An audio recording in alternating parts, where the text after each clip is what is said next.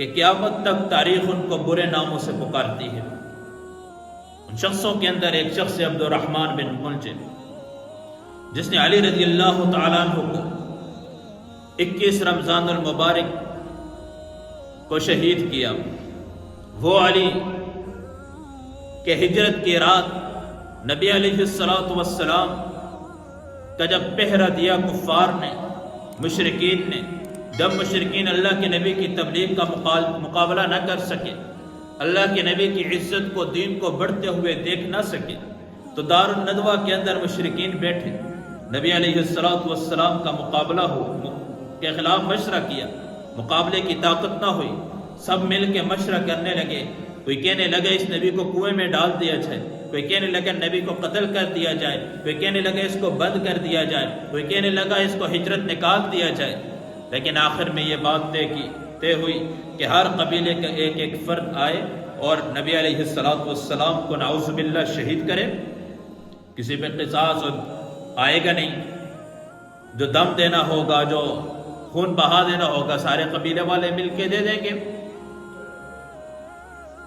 تو وہ دار الندوہ میں مشورہ ہوا، وہاں سے مشرکین اٹھے، ایک ایک ہر قبیلے کے ایک ایک فرد اٹھا۔ نبی علیہ السلام جس گھر میں آرام فرما رہے تھے، سب نے آ کے پہرا کیا، ہاتھ میں ننگی تلواریں، کہ اللہ کے نبی یہاں سے نکلیں گے، جیسے صبح اللہ کے نبی نکلیں گے تو اللہ کے نبی کی گردن کو جدا کر دیا جائے گا، نعوذ باللہ۔ وہ رات اس بستر کے اوپر علی رضی اللہ تعالیٰ عنہ کی شخصیت، جنہوں نے موت کے بستر پہ رات گزاری، یہ نبی سے محبت کی علامت تھی، کیونکہ تربیت نبی کی گود میں ہوئی تھی، تربیت نبی کی گود میں ہوئی تھی۔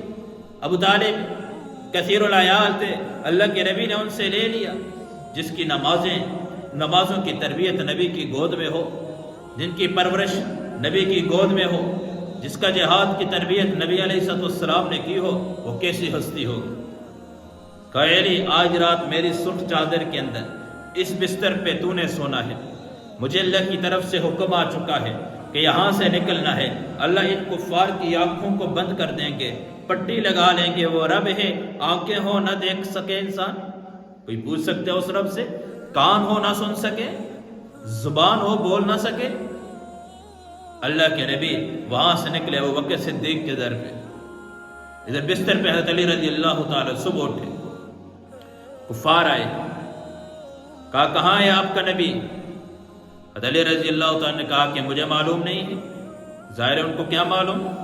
نبی کا معلوم یا تو صرف خدا کو تھا، یا مصطفیٰ کو تھا، یا ابوبکر کو تھا، کہ اللہ کے نبی کا روح کہاں کا ہے، کہاں کا حکم ملا ہے۔ حضرت علی رضی اللہ تعالیٰ نے صرف اتنا کہا تھا، میرے بستر پہ آرام کرنا، میری یہ فلاں امانت ہے، امانت کے اللہ کے نبی مشہور تھے، یہ فلاں امانتیں پہنچا کے پھر آپ پہ ہجرت کر کے آ جانا۔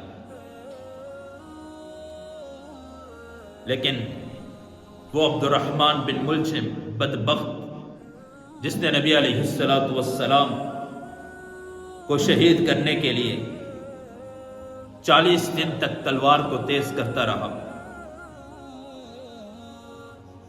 اور شہید کرنے کی وجہ کیا بنی؟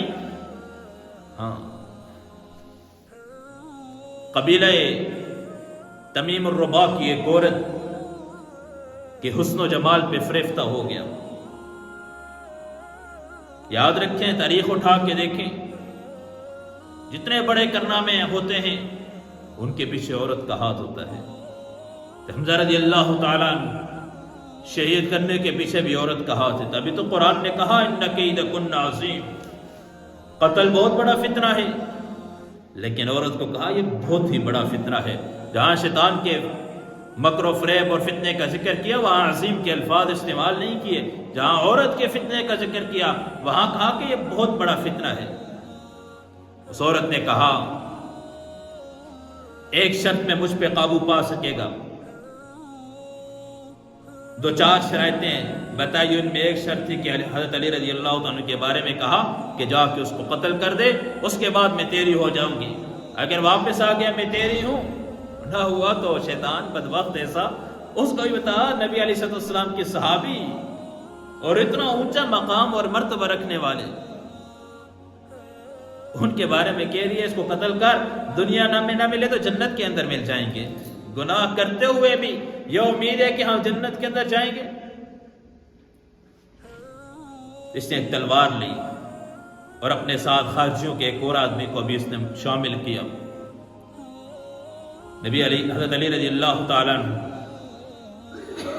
پہلے ہی حضرت علی رضی اللہ تعالیٰ عنہ کے دل میں بات آ چکی تھی، جب اس کو دیکھتے کئی بار اللہ کے نبی کے ہاتھ میں بیعت کرنے کے لیے آیا لیکن ہمت نہ ہوئی، بیعت نہ کر سکا، واپس چلا گیا۔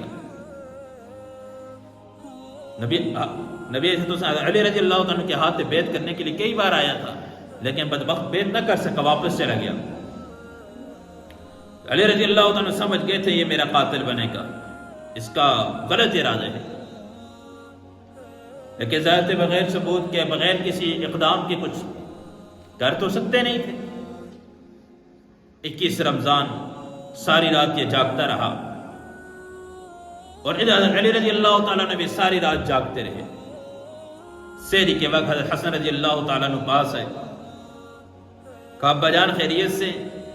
کہا بیٹا ساری رات آج نیند نہیں آئی، ابھی بیٹھے بیٹھے آنکھ لگی تھوڑے سے وقت کے لیے تو نبی علیہ السلام کی خواب میں زیارت ہوئی اور اللہ کے نبی کو میں نے کہا کہ آپ کی امت نے مجھے بہت ستایا ہے، آپ کی امت نے مجھے بہت ستا دیا ہے۔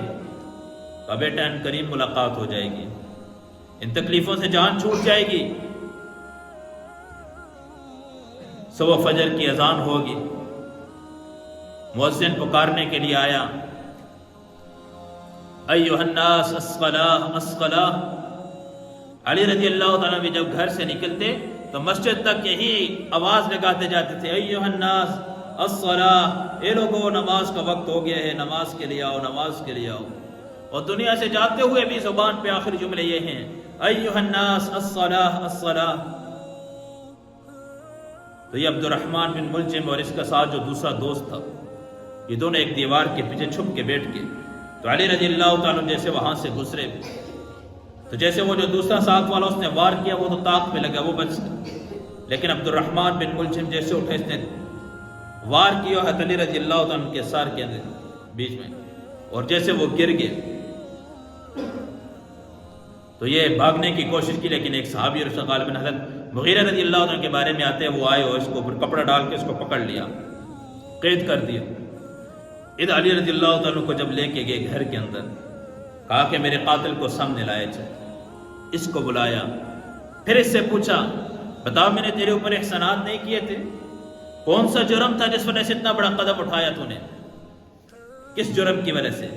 تو اس نے کہا تھا میں نے یہ تلوار 40 دنوں سے تیز کر رہا ہوں اور میں نے اللہ سے دعا کی تھی کہ اللہ اس تلوار سے وہ آدمی مارا جائے جو دنیا کا بدبخت ہوگا۔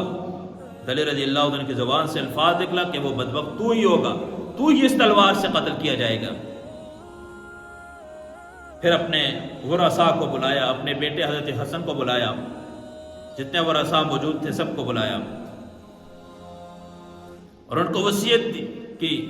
دیکھیے نا اپنے قاتل کے بارے میں بھی وصیت کی جا رہی ہے، کہا کہ جب تک میں زندہ ہوں میں اپنے خون کا بدلہ خود لوں گا۔ آپ نے اس کو کچھ نہیں کہنا، ہاں یہ قیدی ہے، اس کو قید میں رکھیں، اس کے کھانے پینے کا اچھا خیال کریں، اس کے لیے بستر اچھے طریقے سے بستر بچھایا جائے، ہر قسم کی خاطر تواضع اس کی جائے، کچھ تکلیف نہ دی جائے جب تک میرا حکم کچھ نہ ہو۔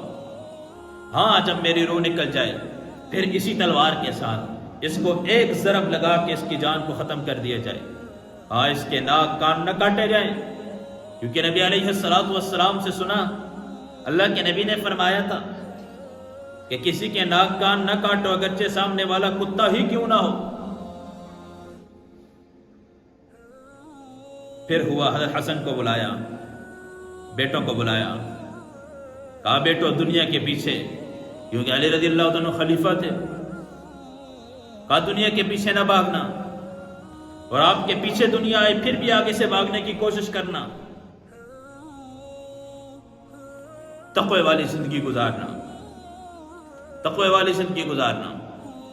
اپنے بچوں کو وصیت کرنے کے بعد پھر اس کے بعد کلمہ پڑھا لا الہ الا اللہ محمد الرسول اللہ، یہ کہنے کے بعد ان کی روح نکلی، اللہ سے جا ملے۔ پھر وہ بدبخت اس کا کیا بنا ہوگا؟ بعض ایسے ہوتے ہیں